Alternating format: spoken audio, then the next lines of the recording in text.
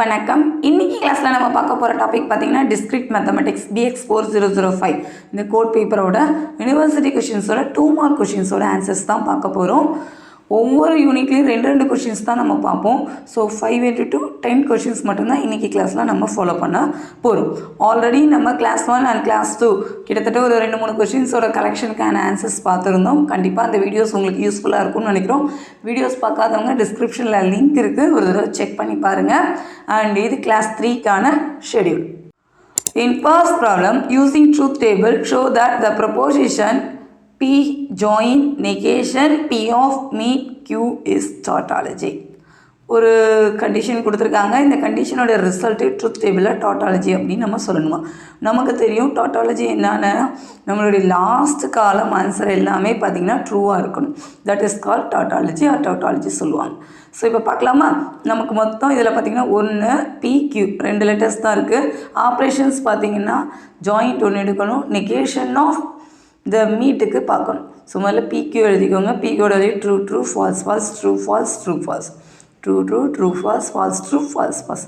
இப்போ ஃபஸ்ட்டு பார்ட்டை ப்ராக்கெட்டில் இருக்கிறது தான் கோட் பண்ணுவோம். So P join Q. இப்போ P ஜாயின் Q பார்த்திங்கன்னா என்ன இருக்கலாம், true true true true false false false true true false false false. இது P ஜாயின் Q. இதுக்கு நெகேஷன் பார்ட் எடுக்கணும். நெகேஷன்னா ஆப்போசிட் பார்ட்டு. ஸோ ட்ரூவாக இருக்கிறது ஃபால்ஸ் ஆகும், ஃபால்ஸாக இருக்கிறது ட்ரூவாக மாறும். இதுக்கு ஏற்றபடி மாற்றுச்சு. இந்த 2 ரிசல்ட்டுக்கும் ஜாயிண்ட் எடுக்கணும். ஸோ ஜாயிண்ட்டுனா ட்ரூ ஃபால்ஸ் ட்ரூ, ஃபால்ஸ் ட்ரூவாக இருந்தால் ட்ரூ தான், ஃபால்ஸ் ட்ரூவாக இருந்தால் ட்ரூ தான், ஃபால்ஸ் ட்ரூவாக இருந்தால் ட்ரூ. ஸோ எல்லா பாட்டுமே நமக்கு டீயாக இருக்கா, that is called tautology. So நமக்கு இந்த ப்ரொபோசிஷன் வந்து டாட்டாலஜி கண்டிஷனை சாட்டிஸ்ஃபை பண்ணுது. அவ்வளோதான் ஃபர்ஸ்ட் ப்ராப்ளம். செகண்ட் ப்ராப்ளம் பார்க்கலாம். Write the negation of the statement there exists x for all y p of x, y. So இந்த நெகேஷன்னா ஆப்போசிட் டைரக்ஷன். அடுத்து அதுக்கு ஆப்போசிட்டாக எழுதணும்னு அர்த்தம். ஸோ தேர் எக்ஸிஸ்ட்னு போட்டால் நீங்கள் ஃபார் ஆல் போடுங்க, ஃபார் ஆல் போட்டால் தேர் எக்ஸிஸ்ட் போடுங்க. அண்ட் கொடுத்துருக்க ஃபங்க்ஷனுக்கு காம்ப்ளிமெண்ட்ரி கோட் பண்ணுங்கள். So P of X comma ஒய்ங்கிறது P of X comma Y bar, அவ்வளோதான். ஸோ கிவன் ஸ்டேட்மெண்ட் வந்து there exist X for all Y P of X comma Y.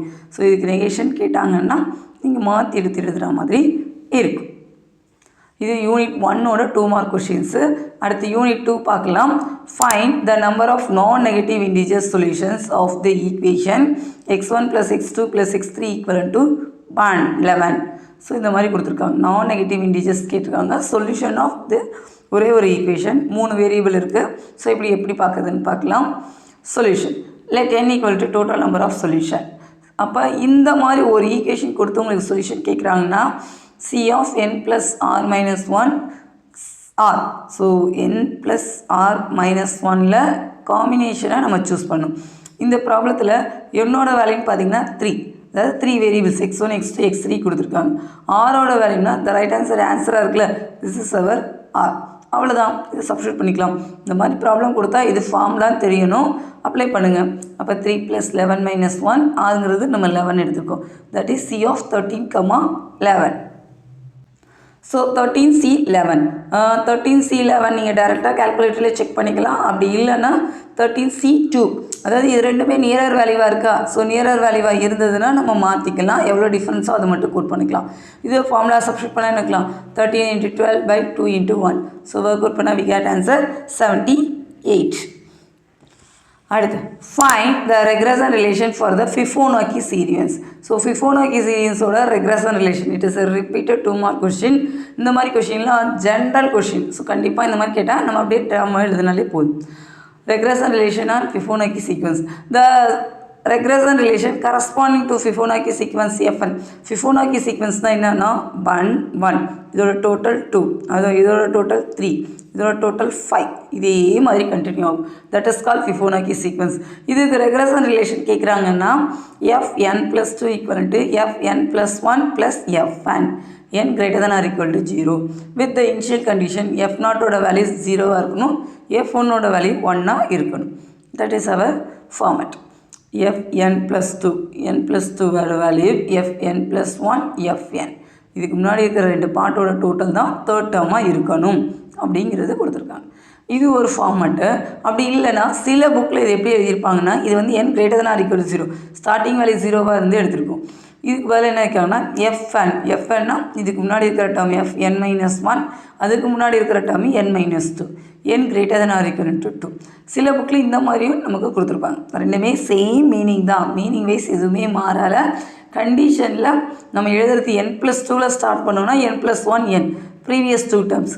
இங்கே நான் n தான் ஸ்டார்ட் பண்ணுறேன்னா n-1 n-2 நம்ம எடுக்கிற மாதிரி இருக்கும். அவ்வளோ. Next question, define isomorphism of two graphs.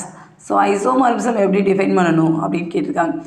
Two graphs G1 and G2 are said to be isomorphic each other if there exists a one-to-one correspondence between the vertices which preserves adjacency of the vertices.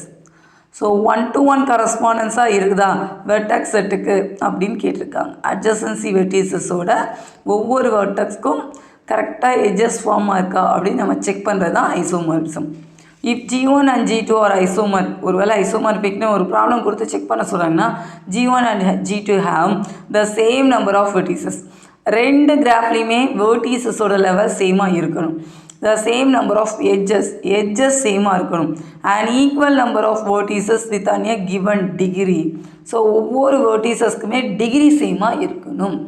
கிராஃபை பொறுத்தவரை இந்த கண்டிஷன்ஸ்லாம் satisfy பண்ணுதுன்னா ரெண்டு கிராஃப்மே isomorphic அப்படின்னு நம்ம கன்க்ளூஷனுக்கு வரலாம். 3 condition தான். இதைத்தான் 1-to-1 correspondence சொல்லியிருப்பாங்க. ரோ அண்ட் வெர்டிசஸ் அண்ட் எட்ஜஸ் வந்து நமக்கு சேமாக இருக்கணும்.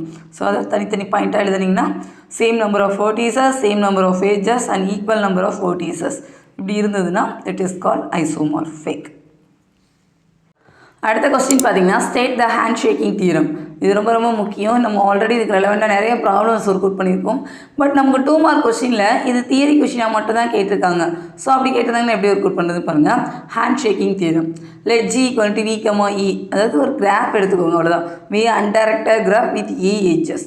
Eனா E edges, Vனா V vertices இருக்குது. Then sigma degree of V = 2E, V belong to 1. ஸோ டிகிரியோட டோட்டல் வேல்யூ நமக்கு என்ன இருக்கணும், எட்ஜஸோட twice மல்டிப்ளிகேஷனாக இருக்கணும், 2 times மல்டிப்ளிகேஷனாக இருக்கணும். That is the sum of degrees of all vertices. Sum of degrees of all vertices. இது அப்படியே வேர்டிங்ஸாக எழுதியிருக்கும். சமேஷன் போட்டால் சம்ம, இது டிகிரி, இது வெர்டிசஸோட collection. Of and undirected graph. நமக்கு டேரக்ஷன் எதுவுமே கொடுக்காத கிராஃபில் தான் இதை மென்ஷன் பண்ண முடியும். டேரக்ஷன் கொடுத்தாங்கன்னா அந்த ஆர்டரில் தான் நம்ம எடுக்கணும். ஸோ அதுக்கு இந்த கண்டிஷன் சாட்டிஸ்ஃபை ஆகாது. So undirected graph is twice the number of edges. ஈனா edges of the graph and hence even. 2 போட்டாலே நமக்கு என்ன வரும், இதுக்குள்ளே கண்டிப்பாக ஒரு ஈவன் நம்பர் தான் எக்ஸிஸ்ட் ஆக போகுது. twice the number of edges of the graph and hence even. இது ரொம்ப ரொம்ப முக்கியம். இந்த ஒரு லைன் தெரிஞ்சுக்கிட்டால் போதும், ஈஸியாக அந்த ஸ்டேட்மெண்ட் எழுதிக்கலாம். Sum of the degrees of the vertices is equivalent to twice the number of edges of the graph is even. இதுதான் ஹேண்ட் ஷேக்கிங் தியரம். இது யூனிட் 3யோட 2 மார்க் கொஸ்டின். அடுத்து யூனிட் 4 பார்க்கலாம். Prove that the identity of a subgroup is the same as that of the group. So identity of a subgroup. So subgroup ஓட identity value is the same group of that.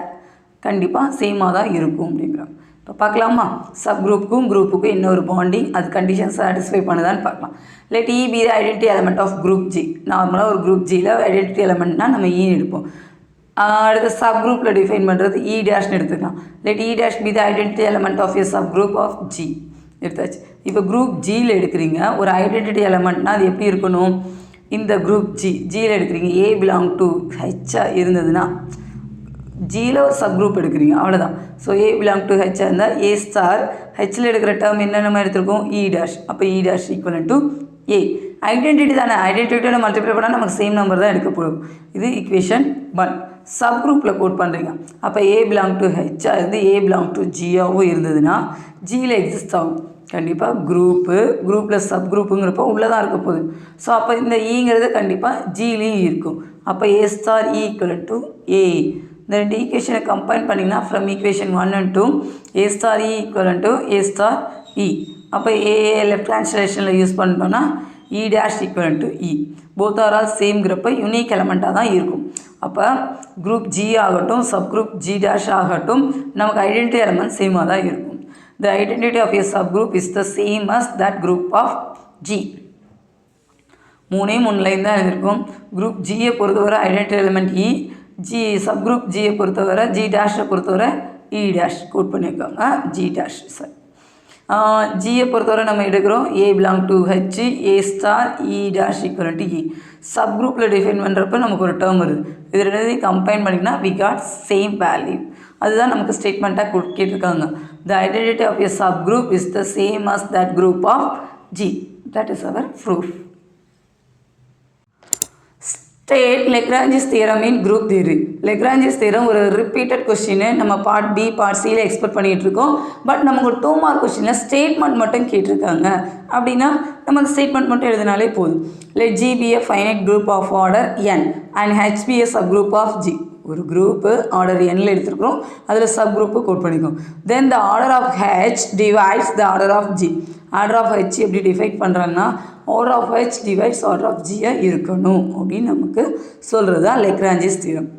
ஒரு G group order எண்ணும் H சப் குரூப்பாக இருந்தால் order of H divides definitely order of ஜியாக இருக்கணும். That is, the order of each subgroup of a finite group is divisor of order of group. இதுதான் ஒரே லைனில் எழுதுனா ஆர்டர் ஆஃப் சப் குரூப்ங்கிறது கண்டிப்பாக டிவைட்ஸ் ஆர்டர் ஆஃப் குரூப்பாக இருக்கா. யூனிட் 5ஓட 2 மார்க் கொஸ்டின் பார்த்தீங்கன்னா when is the lattice said to be bounded? எப்போ பவுண்டட்னு சொல்லுவோன்னா the lattice is said to be bounded if it has both lower bound and upper bound. பவுண்டட்னா அதில் கண்டிப்பாக least value exist ஆகணும், highest value exist ஆகிக்கணும். அதை தான் இங்கே சொல்லியிருக்கோம். If it has both lower பவுண்டும் இருக்கணும், அப்பர் பவுண்டும் இருந்ததுன்னா then the lattice is called bounded. when is lattice is said to be Boolean algebra? Question எவ்வளோ அழகாக கேட்குறாங்க பாருங்கள். பவுண்டட்னா நமக்கு least value and upper value exist ஆகும். எப்போ லாட்டிக்ஸில் பூலியன் அல்ஜிப்ரா சொல்லுவோம்? பூலியன் அல்ஜிப்ராவோட டெஃபினிஷனே எழுதிக்கலாம். a lattice which is complemented and distributive is called Boolean algebra. So complemented and distributive property satisfy பண்ணால் it is called Boolean algebra. இவ்வளோதான். So இது unit 5ஓட 2 mark question. So ஓவராலாக நம்ம இன்றைக்கி பார்த்ததில் டிஸ்க்ரீட் மேத்தமெட்டிக்ஸ் BX4005 பேப்பரில் unit 1, unit 2, unit 3, 4, 5 யூனிட்ஸ்லேயும் பேசிக்காக 2 questions மட்டும்தான் நம்ம ஆல்ரெடி யூனிவர்சிட்டி எக்ஸாமில் கேட்ட கொஷினுக்கான சொல்யூஷன் மட்டும்தான் பார்த்துருக்கோம். கண்டிப்பாக பாருங்கள், வீடியோ ஃபுல்லாக பாருங்கள், முடிஞ்சால் நோட்ஸ் எடுத்து எழுதி ப்ரிப்பேர் பண்ணுங்கள். அது உங்களுக்கு யூஸ்ஃபுல்லாக இருக்கும் அண்ட் நிறைய விஷயங்கள் உங்களுக்கு ஈஸியாக புரியும். வீடியோ பார்த்து ஃபோன் பார்த்து ப்ரிப்பேர் பண்ணுறதை விட பார்த்துட்டு நீங்கள் நோட்ஸ் எழுதிக்கிட்டிங்கன்னா நல்லாயிருக்கும். உங்களுக்கு ஏதாவது டவுட் இருந்ததுன்னா KanithaPezhai@gmail.com மெயில் ஐடிக்கு அனுப்புங்க. சப்ஸ்கிரைப் பண்ணுங்கள், உங்கள் ஃப்ரெண்ட்ஸ் எல்லாருக்கும் ஷேர் பண்ணுங்கள்.